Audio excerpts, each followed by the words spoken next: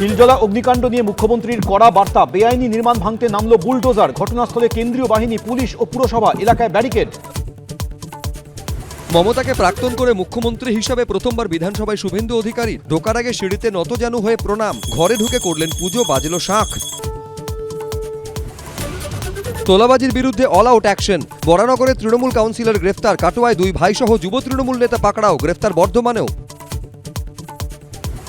সীমানায় যেন কোনো আলু চাষিকে হয়রানি না করা হয়, তৃণমূল সরকারের সিদ্ধান্ত বাতিল করে স্পষ্ট নির্দেশ বিজেপি সরকারের।